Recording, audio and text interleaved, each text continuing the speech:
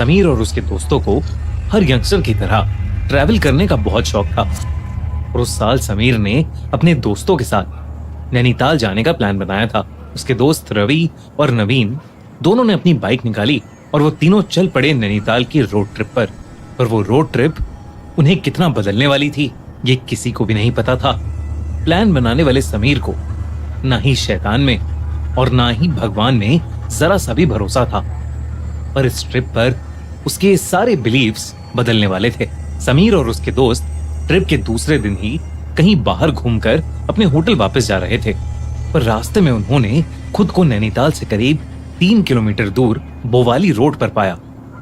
वहां पहुंचते पहुंचते शाम हो चली थी और सूरज ढलने में अभी भी करीब 1 घंटा बाकी था।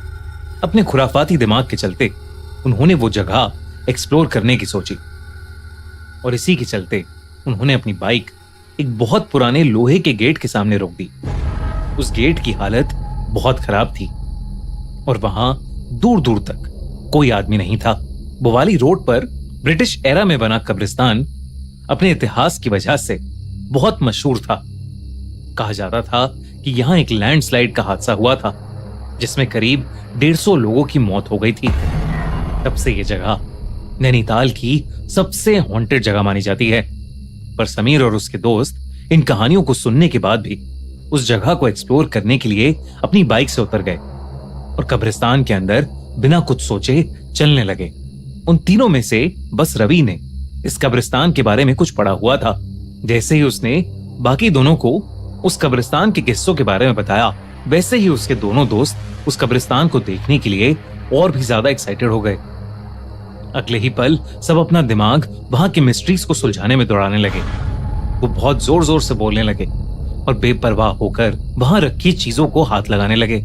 वो मरे हुए लोगों का मजाक उड़ाने लगे। समीर और उसके दोस्त कब्रिस्तान के अंदर अपनी सेल्फीज लेने लगे और मस्ती मस्ती में वो लोग उस जगह का मजाक उड़ाने लगे। अनजाने में ये सब करते हुए उन्हें हल्का सा भी अंदाजा नहीं था कि इसका अंजाम कितना बुरा हो सकता था। Years ago, I had a premonition. I saw what death was about to do. I saved a lot of lives that night. Grandma started a chain reaction. Death is coming for us because we were never supposed to exist. This book will show you everything you need to know to keep our family safe. I've been following Death for years. He's back to finish what he started.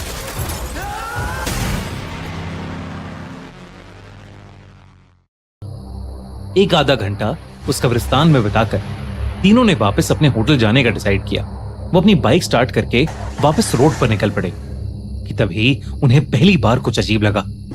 बस 1 kilometre के drive के बाद ही समीर और उसके दोस्तों को एक बहुत ही अजीब सी थकान होने लगी और उन्हें अपने पूरे शरीर में बहुत तेज दर्द महसूस होने लगा।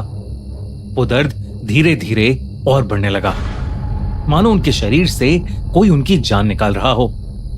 वो तीनों दर्द सहते सहते किसी तरह रोड पर अपनी आंखें टिकाए बस होटल की तरफ अपनी बाइक चला रहे थे।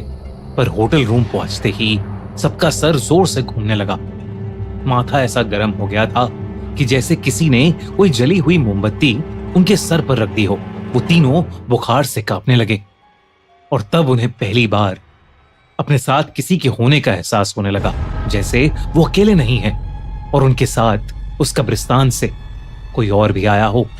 तभी रवि को रूम के शीशे में दिखा कि कुछ काले साए समीर और नवीन के अंदर से उनकी जान खींच रहे हैं और वो लोग धीरे धीरे बेहोश हो रहे हैं।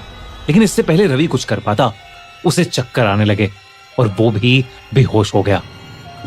कुछ देर बाद समीर की आंख खुली तो वो और उसके दोनों दोस्त उसी कब्रिस्तान में थे। वो तीनों वहां से बाहर निकलने का रास्ता ढूंढ रहे थे, लेकिन बहुत देर तक भटकने के बाद भी तीनों को बाहर का रास्ता नहीं मिल रहा था। वो उसी कब्रिस्तान में कैद हो चुके थे।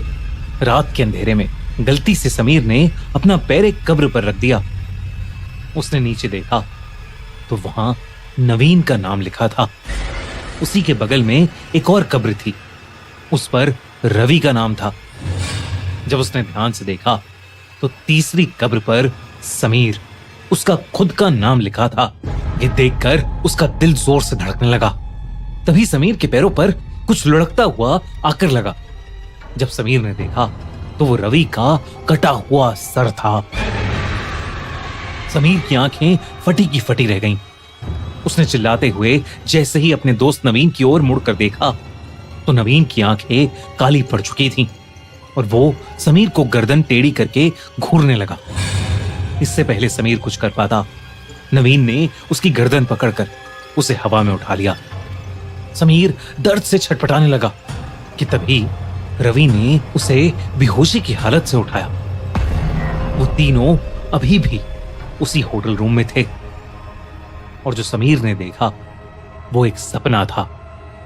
जब समीर ने अपना सपना नवीन और रवि को बताया तो उन दोनों ने जो कहा उसे सुनकर तीनों का दिल दहल उठा।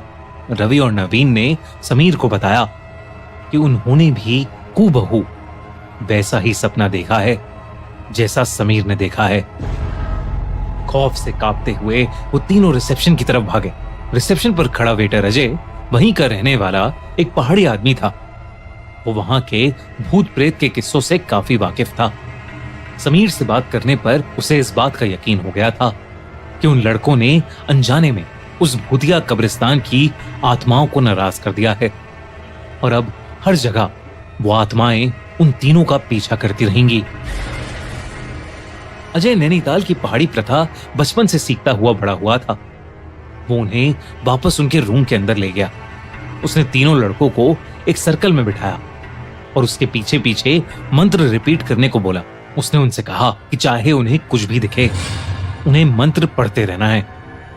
अजय ने अपनी आंखें बंद की और आत्माओं से माफी मांगने लगा, जिसको तीनों दोहराने लगे। और तभी उन तीनों को दिखा कि कई काले साए हवा में उनके आसपास मंडरा रहे हैं, चक्कर लगा रहे हैं। यह दृश्य देखकर तीनों का दिल दहल गया, लेकिन फिर भी वो मंत्र पढ़ते रहे और फिर कुछ ही देर में वो साए वहां से गायब हो गए। अजय ने उन्हें कहा कि अब उस कब्रिस्तान की आत्माओं ने उन्हें माफ कर दिया है और उनका पीछा छोड़ दिया है।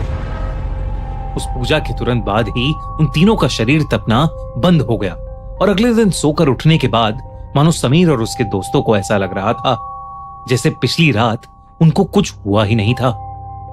उनका दर्द, बुखार और चक्कर कभी था ही नहीं।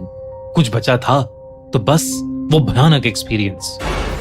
उस रात को तो वो कभी नहीं भूल सकते, लेकिन उन्होंने डिसाइड किया कि वो फिर कभी ऐसे लापरवाह नहीं होंगे और फिर कभी किसी कब्रिस्तान में भूल के भी कदम नहीं रखेंगे।